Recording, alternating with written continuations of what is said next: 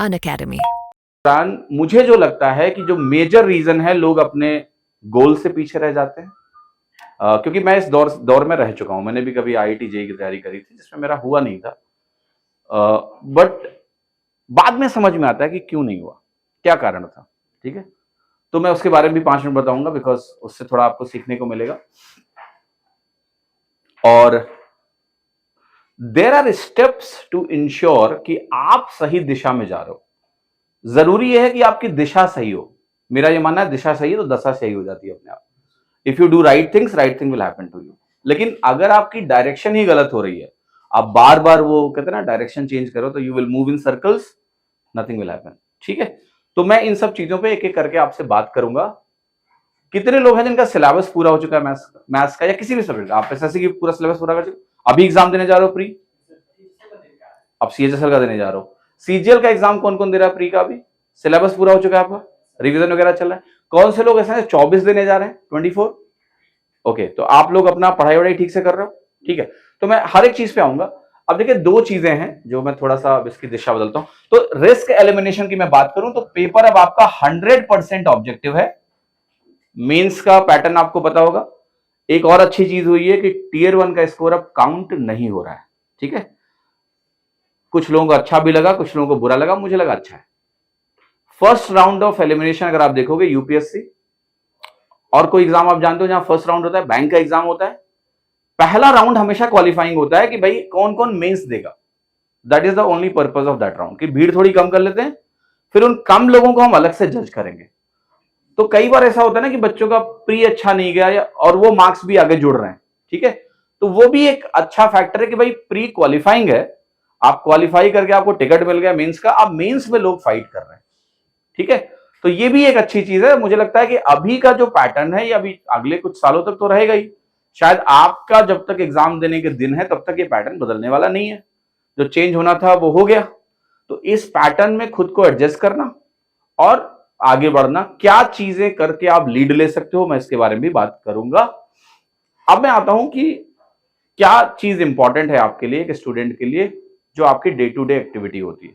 ठीक है, पहली चीज जो मुझे ऐसा लगता है कि जो हम लोग कहीं ना कहीं मिस आउट करते हैं कि एक जो एक्सपेक्टेशन और रियलिटी मिसमैच हमेशा लगा रहता है।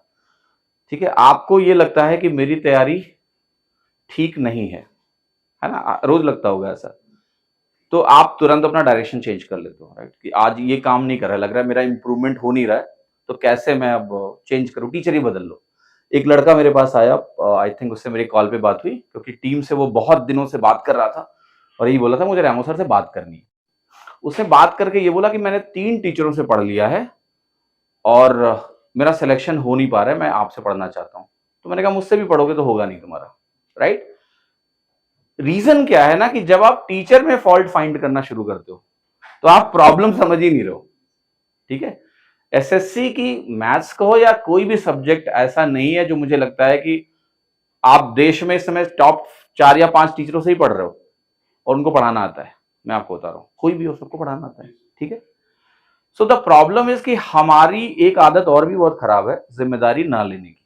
ठीक है, और ये नेचुरल है, ये ऐसा रिस्पॉन्स है, हम जिम्मेदारी नहीं लेना चाहते। कुछ हुआ तो हम कहते हैं ना कि उसने किया। शुरू से आदत रही ना, गलती हम करेंगे बोलेंगे उसने किया, हमने कुछ थोड़ा ना किया। ठीक है, तो जो रिस्पॉन्सिबिलिटी शिफ्ट आपका है कि मैं जिम्मेदार नहीं हूं, कौन है? टीचर जिम्मेदार है। सिलेक्शन नहीं हुआ तो वो सर खराब थे, सिलेक्शन नहीं हुआ।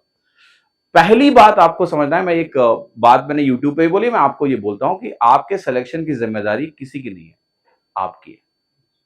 मैं इसको एक लाइन में बोलता हूं, your selection is 100% your responsibility. इसका क्या मतलब है? इसका मतलब यह है कि आप किसी को ब्लेम नहीं करोगे अपनी तैयारी के दौरान। कुछ गड़बड़ होगा तो आप किसी और को ब्लेम ना करके खुद के अंदर वो तलाशोगे प्रॉब्लम कहां है। लेट्स फाइंड द फॉल्ट कि भाई मिस्टेक कहां है मुझ में। मैं आपको एग्जांपल देता हूं। अच्छा, टीचर में कमी इसलिए भी नहीं निकालनी चाहिए क्योंकि इससे क्या होता है, जैसे ही आपने टीचर में कमी निकाली, उस टीचर से आप कुछ सीख ही नहीं सकते हो। ऐसा मेरे साथ हुआ है जब मैं आईटी की तैयारी कर रहा था। तो हमारे केमिस्ट्री के टीचर हुआ करते थे, थोड़ा सा 5 मिनट लूंगा मैं। तो वो केमिस्ट्री को बड़ा ऐसा पढ़ाते थे कि लगता था केमिस्ट्री मजाक है। तो मेरे दिमाग में था कि आईआईटी की केमिस्ट्री मजाक कैसे हो सकती है, मतलब मुझे समझ में आ रहा है सब कुछ, बट मैं उन पे डाउट इसलिए कर रहा हूं कि कोई इतना आसान कैसे पढ़ा सकता है, आईआईटी है भैया, थोड़ा कठिन होना चाहिए। तो मुझे लगा ये टीचर सिलेक्शन नहीं करवा सकता, ठीक है। कोई भी सवाल है, ये बॉन्ड ऐसे टूटा, ऐसे हो गया, मैंने कहा ये ऐसे मजाक तो नहीं चलता होगा। बाकी टीचर 2 घंटा पढ़ाते थे, वो 1 घंटा क्लास लेते थे। तो मैंने कहा इनसे नहीं पढ़ना है, कुछ भी हो जाए ये बर्बाद कर देंगे। मोटी मोटी किताबें मैं लेके आया उस समय, जो बड़ी खतरनाक होती थी आईआईटी की, और मैंने उससे पढ़ना शुरू किया केमिस्ट्री, क्योंकि मुझे लगा कि सिलेक्शन इन किताबों से होगा, ना कि वो टीचर जो इतना आसानी से बता रहा है। कैसे, मतलब ऐसे थोड़ी ना होती है केमिस्ट्री कि आपने ऐसे बोला और हो गया। तो मेरा ट्रस्ट टीचर से टूटा, वो ट्रस्ट टूटा तो मैंने उसे पढ़ना छोड़ दिया। क्लास में जाता था, पर मेरे को लगा कि इनसे कुछ नहीं होने वाला, लेट मी डू आउट। मैंने 4 गुना एफर्ट डाला केमिस्ट्री पे। मैंने मोटी मोटी बड़ी बड़ी महंगी महंगी किताबें खरीद के केमिस्ट्री की पढ़ी। थोड़ा टफ बनाना था मुझे उसे, क्योंकि बड़ी आसान हो गई थी।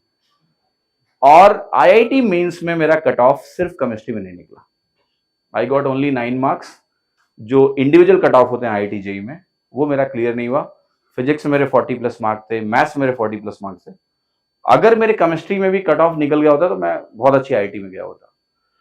लेटर ऑन जब पेपर हो गया, then I realise what was the mistake was simply this, कि I was shifting that responsibility on the teacher, कि ये टीचर अच्छा नहीं है। मैंने ये नहीं देखा मुझे सब कुछ समझ में आ रहा है, मैं चीजें कर पा रहा हूं, बट फिर भी मुझे लगा there is some problem because it should be tough.